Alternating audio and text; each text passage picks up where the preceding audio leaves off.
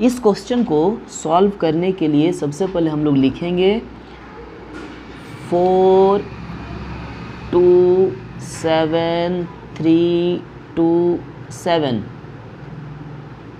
अब इसको ऐसे लिखा गया है।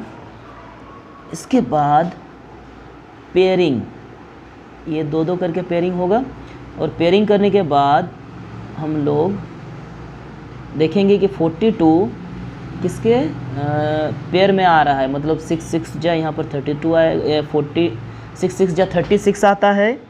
तो 42 से 36 अगर चला जाए तो बचा यहाँ 6, ये 67 हो गया। अब हम लोग क्या करते हैं, 6 का यहाँ डबल करते हैं, तो ये रहा 12। इसके बाद 67 है, 12 का टेबल 5 बार, तो कितना हुआ 60 हुआ। तो 60 रिमाइंडर क्या बचा, सब्ट्रैक्ट करने के बाद जो बच रहा है वो 7 बच रहा है, 7 को यहाँ लिख देंगे।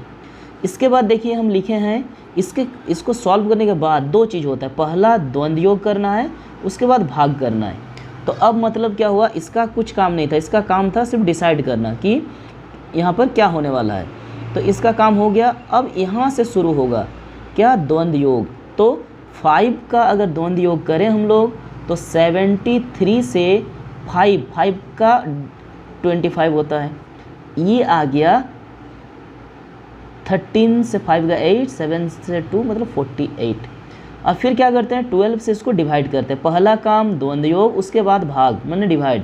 तो ये द्वंद्व योग करने के बाद हम भाग कर रहे हैं, तो 12 से 48, तो 4 बार में पूरा डिवाइड हो जाएगा। लेकिन 4 बार में इसको डिवाइड नहीं करना है, इसको हम लोग 3 बार में डिवाइड करेंगे। तो 3 बार डिवाइड करेंगे, तो 3 बार डिवाइड करने के बाद कितना हो जाएगा 36। और फिर क्या करते हैं हम लोग, इससे सब्ट्रैक्ट करते हैं। तो 8 से 6 जाएगा 2, और 4 से 3 जाएगा 1, जिसको हम लोग यहाँ पर लिखते हैं। इसके बाद क्या करेंगे, तो पहला काम द्वंद्व योग। तो अगर द्वंद्व योग किया जाए तो 1 2 2 से 5 × 3 × 2, तो सॉल्व करने पर कितना आएगा, 5 3 जा 15 2 92 आने वाला है। तो द्वंद्व योग हो गया। द्वंद्व योग के बाद भाग करना होगा। तो जैसे डिवाइड करेंगे 7 बार में क्या हो जाएगा, ये डिवाइड होगा 84 से, तो ये रहा 8। लेकिन हम लोग क्या जानते हैं, ये 6 डिजिट का है, तो यहाँ पर डेसिमल लगाना है। तो हम लोग क्या किए, 7 बार चलाएं, तो 7 बार यहाँ 7 लिख देंगे, और यहाँ से आपका क्या आया, 12 से 4 गया 8, जिसको हम लोग यहाँ लिखेंगे। अब फिर क्या करेंगे, अब करेंगे द्वंद्व योग फिर भाग।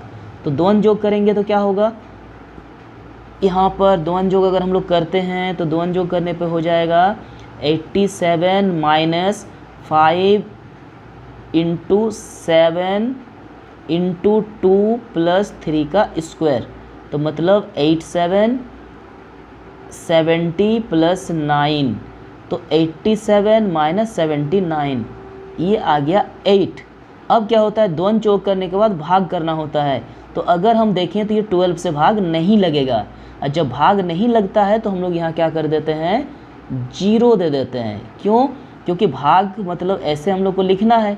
तो अब हम लोग के पास 0 के अलावा कोई ऑप्शन नहीं है, तो 0 को 12 से मल्टीप्लाई करेंगे तो 0 हो जाएगा। अब जो ये बचा 8, इसको हम लोग आगे लिखते हैं। तो यहाँ पर अब तो कुछ नहीं है, तो हम यहाँ डेसिमल देंगे, और यहाँ से हम लोग शुरू करेंगे। डेसिमल के बाद हम कितना भी 0 दे सकते हैं, कोई दिक्कत नहीं है।